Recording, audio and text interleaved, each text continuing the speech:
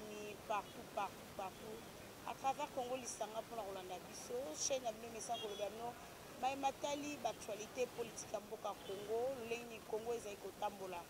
Le long sur la penza, sur la question d'actualité, na mon Boka Mboloko, naye Tokobeta Penda, masolo ya politique ya Mboka na Congo, pour te mbongwane kotanakata Congo.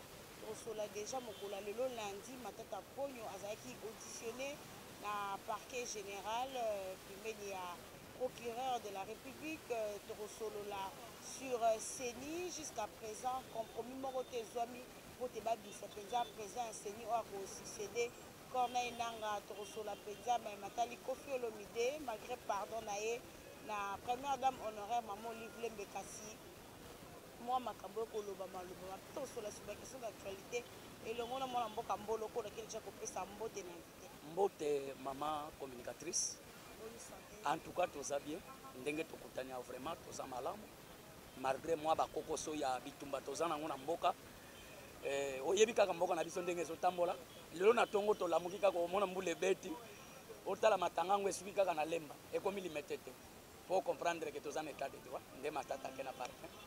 Oui, vraiment, état de droit. Tout le monde m'a pogno azaki interpellé la fois passée. Kasi azonga qui ezaki non sujet au baimbo kabandé ko zelate wa bukanga lonjo. Enfin, matata pogno azaki présent le lot devant la justice a répondu qui n'a pas question un peu à procureur de la République si même matali détournement ya bukanga lonjo. Matata pogno le tout puissant. Oyo abandé ko boya ko keto boni la semaine passée. La police qui penda ko brutaliser kuna na domicile na et après wana ndia ko se présenter mokolalo na justice lo ni ba imboka bako kanga pena na interpellation. Oui, ils ont prise de conscience.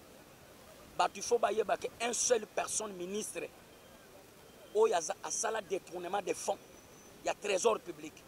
Les allez matata pon. Maintenant le problème c'est quoi? Tant où matata pon va interpeller détournement likambu ya bukanga lonzu mama communicatrice il faut bozala au courant na ngobo yeba ke to kita même sur terrain na ndenge ya ilunga ilukamba pepe gouvernement na ye tant to komi sur terrain na bandeko ya ba député ya provincial maman je te dis bato wana bazamtema mabe mais matata yebisa biso ke bukanga lonzu mabele wana ko bota biloko te mais moi je regrette beaucoup tant to komi sur le terrain total asko bukanga lonzu tangu ilunga ilukamba abimi premier ministre Baké kolona biloko. Maman est boti 8000 tonnes de maïs. Oui, ça j'assume ma parole. Nzoka matata ponyo biloko nyo se bimana bukangalonzi. Atinda yango na Afrique du Sud. Vous comprenez un peu? Atinda yango na Afrique du Sud biso ba congolais awo tozo nyoka manzala. 18 ans Kabila na matata pono basakana na ba congolais en désordre. Ndo monitango siko ba bengi si matata pono na premier dossier bango ba bengi yango acharnement. Babosani que non, basala détournement de fonds. Peuple zela projet bukangalonzi biloko ebi mapotolia. Matata azwambongo na banje Q na kati. Mais na encouragé procureur de la République en tout cas ndenga interpellé matata pono.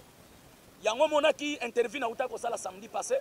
J'ai une question on a posé qui monsieur le procureur de la République.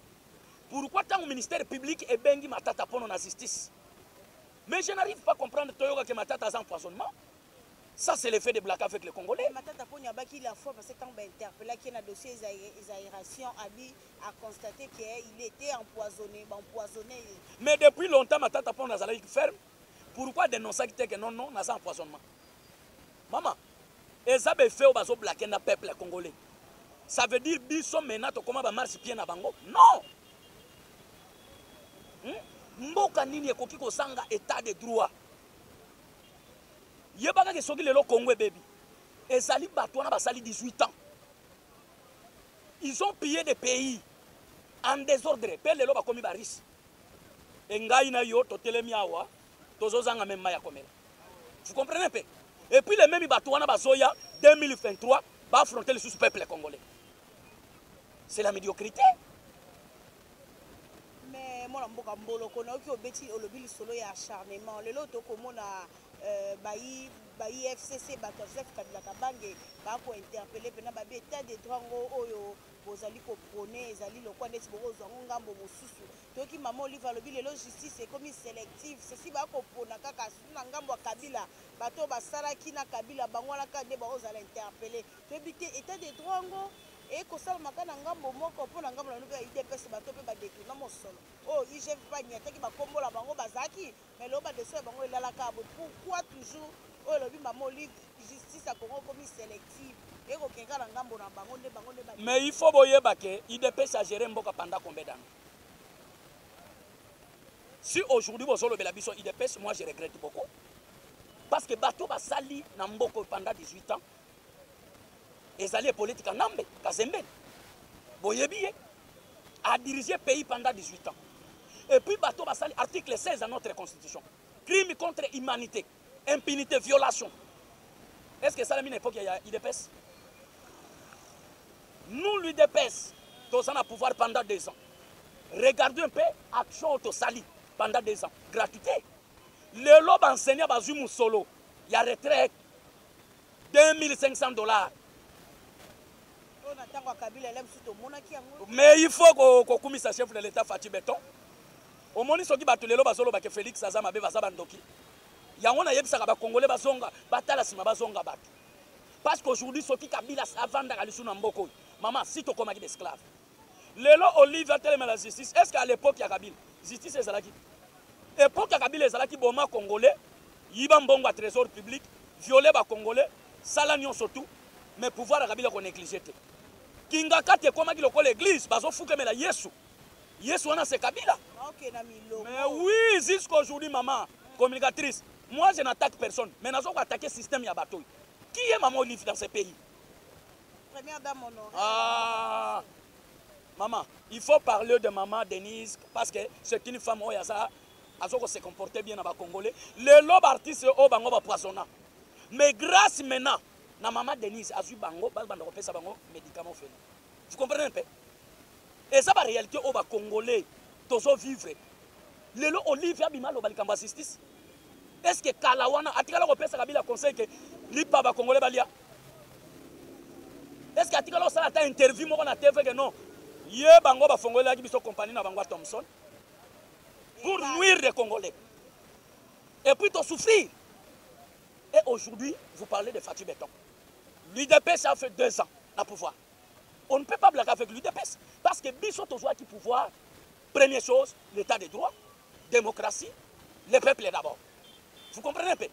Et là, 2 ans, on a tombé sali 20 ans à Est. Aujourd'hui, c'est fini. Il faut l'encourager. Ceux qui battent côté mais la chef de l'État, ce sont des sorciers. Et puis, tous les étrangers, on va se retrouver dans Mboko. Place on ne peut pas parler d'Olive, il faut parler de maman Denise. Un seul premier dame, oh yazo salabo lamu pona ba Congolais, c'est maman Denise. Et j'assume ma parole. Mais maman Olive a sali lelo et le ko venir appareil judiciaire pour la moto nyoso ba peuple o bazangi mosolo ba openda ba bazali na ba avocat te bazana mbongo te ba luka ba avocat so ba sai bango lelo mabe Olive Lembelelo a créé Mboloko a tous un problème non ceux qui va bêta quand on a pouvoir eleka kende ko déposer dossier na okuna ba avocat bazali belé kuna pas maman Olive ba ko sambela. Bon merci Olive Amitié na Mutambo. Un premier dame Pierre du monde de RDC. C'est maman Olive. Maintenant na ko pesa ba règlement na ba élément nango. Olive a koyebisa biso Thomson na Libye kuna ba sombaka combien. Et yemo ko pa luka déjà ba avocat. Nous sommes prêts. Il y a condimé biloko Olive à lobby. Mais il y a mon copain. Azala prêt, il y a préparé ma avocat. Parce que justice est interpellé. Il y a kuna na Libye. A somba ka Thomson, carton Thomson combien? Ndengani na Kigali abando teke na ba Congolais Thomson cher. Et jusque là, bazwa douane ba matili kolo. C'est que ba mitie na mutambo. Omoni maman, eza confusion. Omoni ndoki awuti ko loka, akoyeba bando wolola ye. Yi po longola soni ala te bilamba. Po ba moni mutakala. Olive abimaki mutakala. Kindokine mona na ba Congolais nyonso. Donc azo luka sikondeni na ko couvrir, akozwa te. Soki ya linga a créer loko wana, c'est que yemo kwa za numéro 1. Ya kozala déjà na ba avocat parce que IGF akosala epodiki. D'abord, le place de famille a aussi Chimanga. Et Arma Tungulu, qui ont déposé un dossier dans la ligne à Mamoli. Est-ce que vous avez la peine? Na yebishi on a pouvoir à Félix, hein. Tout est possible. Et ça, l'ancien président de la République. Même lui-même Kabila. Même lui-même Kabila. Si aujourd'hui Kabila, Moutouake va fonder la justice, on va arrêter M. Kabila. Mais ma sœur, non, il faut suivre la procédure. Est-ce que na lingina tuna ba Congolais nyonso? Et ça na muta porter déjà Kabila plein. Avec Mukunda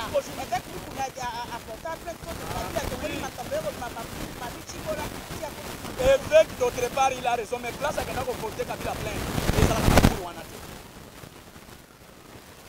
On se comprend, c'est une erreur. Mais na yebiso ke na sireyo. Ce qui le long mutazana ba plainte ya refunda M. Kabila. Peut plainte wana est acquittable. On va arrêter M. Kabila. Nous sommes dans un pays où il y a un état de droit.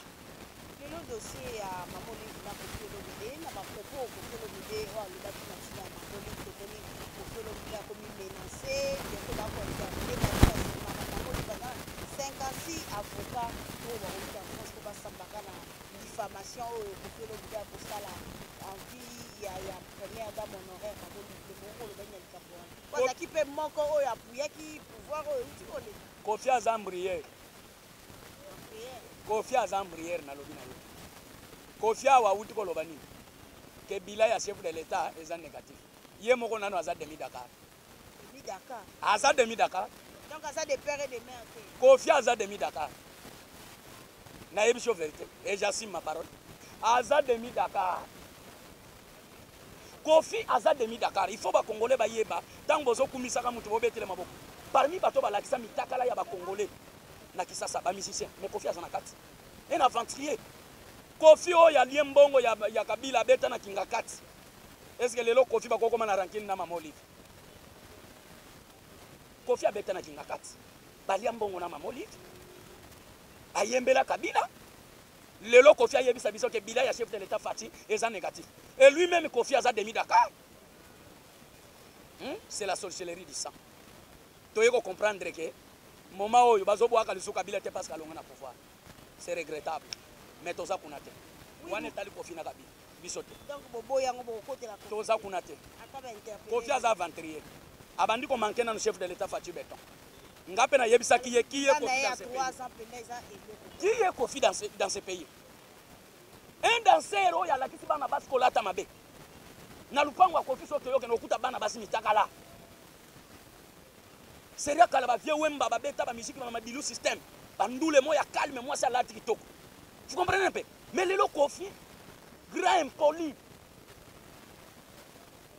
est-ce que Kofi a cause à la politicien papa maman Congo komi ba komi oblaquer na Congo trop hein et puis boye ba ke ngana féliciter ndeko nanga Noël Tchani oui oh loi wale zone ningisa fort article 7 na article 10 pour gérer même banque centrale des pères ndenga gouverneur ya kwa 2023 boloko nyama maele toke pena mai matali seni lelo tomoni pote ba remplacer kona inanga na présence ya seni et kopesa mwa kokoso kuna senko ba koboya kotina motoke na ngambo la muka baboyi FCC baboyi candidat ba ponaki kadima bango nyoso baboyi balingi ete na ebité si to poussa na 2023 ba opone na biso oya ko succéder kona inanga te on eza otinda Fatina IDPS baki na glissement na 2023 distraction Lamuka PPRD INC ensemble basanganaki pour combattre Fati Beton basengaki élection tobongiseli bango seni et puis batifo bayeba ke seni ezalaka institution moko indépendant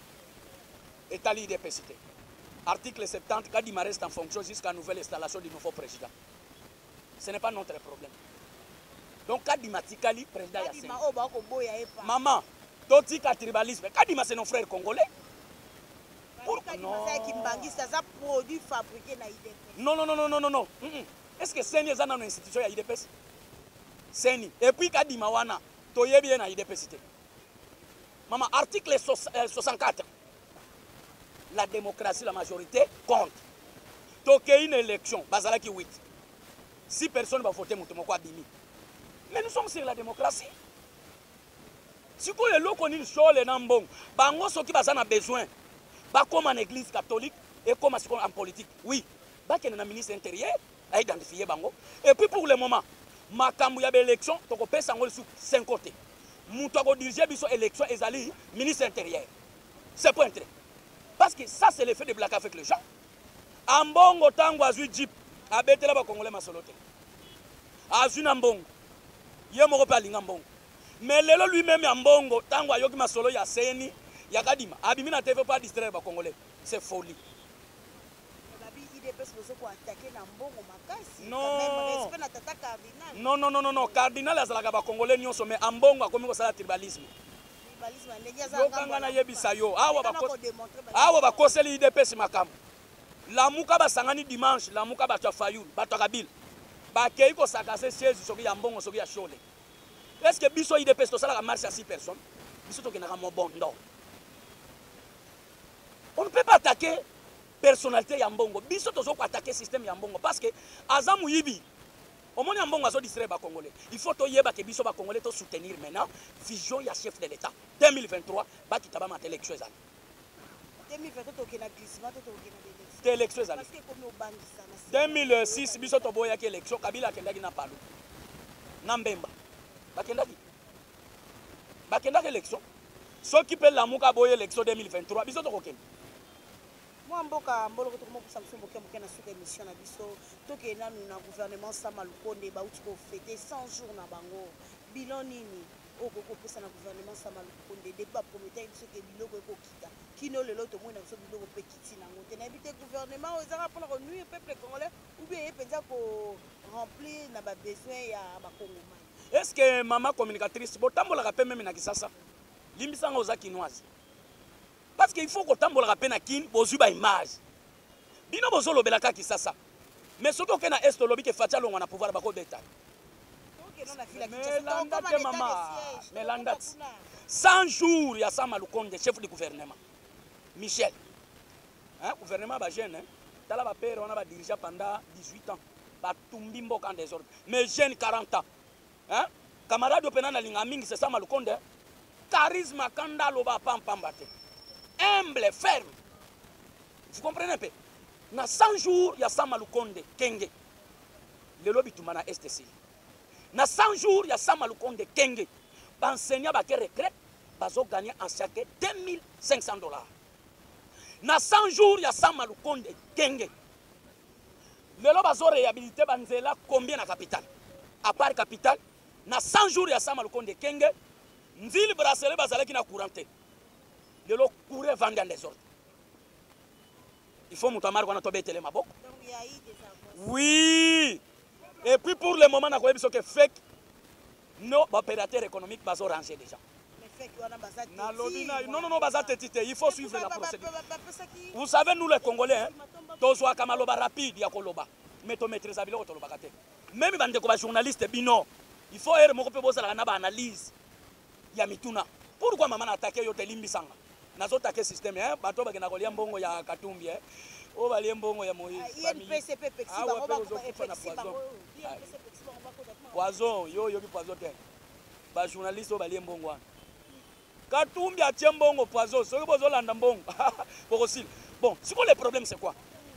Sama Lukonde na 100 jours na ye. Musala kitoko. Mais fake eloko ekamusinga. Yango to landa ki conseil des ministres et chef de l'État lobby clair. Mouto a ko respecter social ya peuple té. C'est que fait que wana kanga biloko na ye na opérateur économique libanda. To cause la marche qui ya batité hein. Comment kanga to yoka ka étranger bazo déclarer mais nos peuples pygmées, c'est nos peuples congolais. Ba semi bantu, ba ba congolais. Mais pourquoi to mona ka bango na TVT? Kaka de père et de mère, ba Congo oyo ba uta katanga soki ba mikosa ka bakatangé. Or, ce sont des étrangers. Ce sont des voleurs. Oui, à part Gadiombo, moi aussi, Mboloko, j'assume ma parole. Toyebi Katumbi, Azad demi Dakar, même zéro Dakar, Azate. Donc, loi congolité, wana maman et Kangi Batebele. Il faut y avoir un pécho message. Ndengo, Kangamina Mboloko, Zalamaye. Nde Yazo, Pesa Mbongo, Bate Poison. Mboloko, comme nous sommes presque à la fin, tout qui est dans Gambo, Italie, état des sièges, comme on a Estambo, comme on a Fotomoni. Et comme déjà plus de 5e fois pour prolonger l'état des sièges, mais il y a eu des avancées malgré détourner mon solo. ya ba FARDC bakosala mosala makasi kuna na este ya mboka na biso Congo mekana koloba état de siège un jour mpe tokovanda tokoloba mpe kimi ekoti na este po este ya mboka na biso plus de 20 ans bazalaka toujours menacé na bameurtre baviole makambo ebele me lelo état de siège ekosala mwa mosala moke moke kimi ekokota na este. Bon, na félicité mpe nano le chef de l'état na encouragé na baction na ye na état de siège esalamaki na este ya mboka. Mais je regrette beaucoup quand je vois le chef d'état-major Mbala a sali haute trahison. Malgré haute trahison, mais na minute on a yebi que semaine passée ba utuko kanga 12 généraux o bali ya kimbongo ya musolo ya basoda o bazo bunda yetumba pona ekolo. Ba le lobo na yebi que ba botoli 9 territoires. Fizi kitati ba miniembo wana. En tout cas, na minute au phare de sa sala mosala. Oyebi bato bazo kangama. C'est nos frères congolais. O bakota ki crime wana pona ko boma ba congolais. Mais cette fois-ci avec le président Félix, bitumbana est sali. Mais maman, bino bolingi Félix asalami. Soki bozo le 2023, toko kende élection. Mais président Félix a kobimaka chef de l'État. Reste en fonction jusqu'à arriver de Jésus-Christ de Nazareth au Congo. Article 70.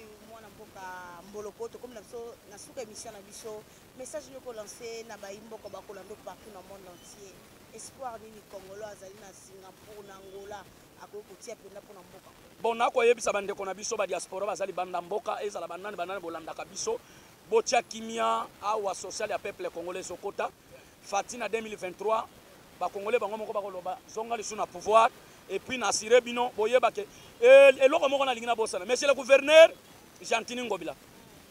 Moi, je n'attaque personne. Mais n'attaque le système, il y a Jantini Ngobila Mbak. Ngobila lui-même, aux autres, 2 500 000 $ américains. Kabagata Musolo Zozo Jantini. Zandu Bando Kanga Zandu Msale Zo Salamate. Yo Kangele Biso Zandu Bakongole Bason Yokam. Bokende Botune la Biso Ngobila. Awa na minito Bakongole Ndenga Bovandi, Ngobila Zandu Azokom Sango Tanki ya Kobwaka Full. Ndenga Basala Sayo. Qui ni bopeto yongo bilozo sale la biso ya kokombo la prince to sana besoin wana te qui ni bopeto faut battre bakota na terrasse basala misala deuxièmement to sana besoin ya ko proposer chef de l'état hygiène il faut zonga chaque avenue chaque parcelle maman qui ni bopeto ezam solo ya ngobila na ekirina ebaliaka ngobila zoko zo biso ba congolais lokola ba camarade a blagué na biso or biso to za majorité ngobila za minorité soki lelo to telemi ngobila ko kima atiki hotel de ville wana yango to senga na ye kini bopeto akota na terrasse atika ba aventure we isa ko blagué na congolais ngobila sali na kabila massacre salama na yumbi ngobila za na kati bo kangela biso ngobila vrendo awa to zo yebisa ba congolais bo yeba ke parmi bato bazo combattre viso chef de l'état ngobila za na kati yango wana to yebisi monsieur le général Kasongo tala insécurité ngai moko lobi na barumbu na 22h mama toza na kati ya mutuka na voiture mama oyebi eloko elekeli biso na banga ngonga moko voiture mutu azo banga voiture te za taxi ya kobula te me voiture mutu azo telema mutu ozalaki na bando somba pombe ao telema na machete pona kosenga biso mbongo quelle sécurité mama mais yango na yebisi ke lokola muzito alobaka ke toko créer insécurité oui il faut ba parole wana bakangela biso muzito akota prison a justifier masolo wana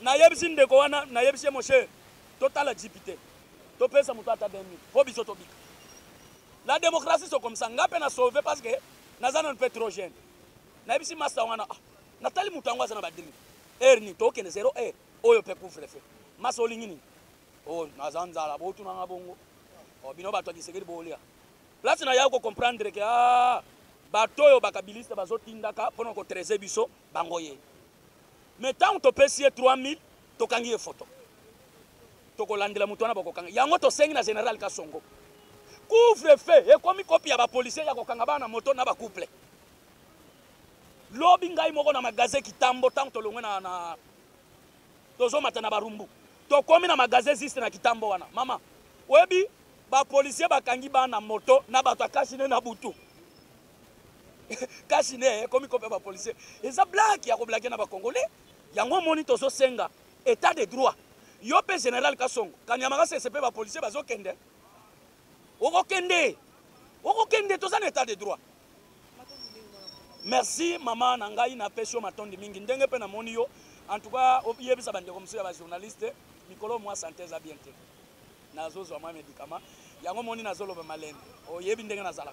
Merci balandino so bolanda kamboloko na Europe partout o yebi bino moko grand politicien soki na l'équipe sepelaka boaka télévision kota tala babiloko lelo nazaki na bilili mama pe nazo mona na coin ya lingami kabelo a cher na salika commande passer nanga na Canada yo moko yebi place ozali mama nanga na Canada ser nanga otindela ata mwa kabelo moya bien et kozala pe malam père nanga okende mbote famille présidentielle nyonso tu mbote na pesi bino mbote place bozali plus 243 85 33 76 452 plus 243 85 33 76 452 botikala malam matondi mingi bwana biso de partout à travers Congo lisanga on ezaki borombolo ko nyama mayele mais peut-être cela qui sont des questions d'actualité ya mboka nso bongo to komina suka merci na bango banda il faut partout na monde entier merci na Gédéon parce que mon sima caméraman mon vieux Roger Luma mon bémoné na président Fachi Bambote na yo c'est les tunga de Lausanne